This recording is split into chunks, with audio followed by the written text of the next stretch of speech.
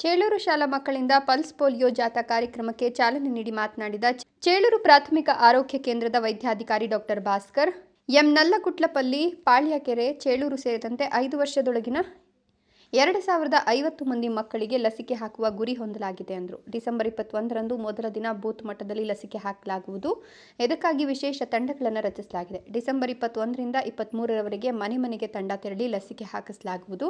ಪ್ರಥಮ ಸುತ್ತಿನ pulse polio ಕಾರ್ಯಕ್ರಮಕ್ಕೆ ವಿವಿಧ ಭಾಗಗಳಲ್ಲಿ 13 ಬೂತ್ ತೆರೆಯಲಾಗಿದೆ. 3 ಜನ ಮೇಲ್ವಿಚಾರಕರನ್ನು ನೇಮಕ ಮಾಡಲಾಗಿದೆ. ಗ್ರಾಮೀಣ ಭಾಗದಲ್ಲಿ ಕಾರ್ಯಕರ್ತರನ್ನು ನೇಮಕ ಮಾಡಲಾಗಿದೆ ಎಂದರು. ಚೇಳೂರು ತಾಲೂಕಿನಲ್ಲಿ ವಲಸೆ ಮಕ್ಕಳನ್ನು ಗುರುತಿಸುವುದು, ಲಸಿಕಾ ತಂಡಗಳು ಕೊಳಗೇರಿಗಳಿಗೆ ಕಡ್ಡಾಯವಾಗಿ ಭೇಟಿ ನೀಡಬೇಕು.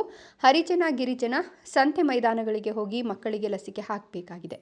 ಯಾವುದೇ ಕಾರಣಕ್ಕೂ 5 ವರ್ಷದೊಳಗಿನ ಮಕ್ಕಳು ಲಸಿಕೆಯಿಂದ ವಂಚಿತರಾಗದಂತೆ ನೋಡಿಕೊಳ್ಳಲಾಗುವುದು ಎಂದರು.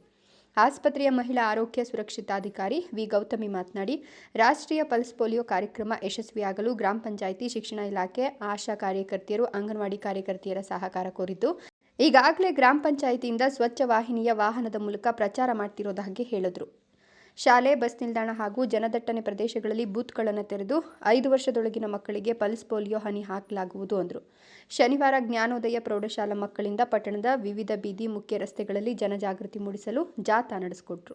25ರಂದು ಬೆಳಿಗ್ಗೆ 8 ಗಂಟೆಯಿಂದ ಸಾಯಂಕಾಲ 5 ಗಂಟೆವರೆಗೂ ಎಲ್ಲ ಬೂತ್ಗಳಲ್ಲಿ ಪಲ್ಸ್ ಪೋಲಿಯೋ ಕಾರ್ಯಕ್ರಮ ಇರುವುದರಿಂದ 0 ಇಂದ 5 ವರ್ಷದೊಳಗಿನ ಎಲ್ಲ ಮಕ್ಕಳಿಗೆ ಪೋಲಿಯೋ ಲಸಿಕೆಯನ್ನು ಹಾಕಿಸಲು ತಮ್ಮಲ್ಲಿ ವಿನಂತಿಸುತ್ತೇವೆ.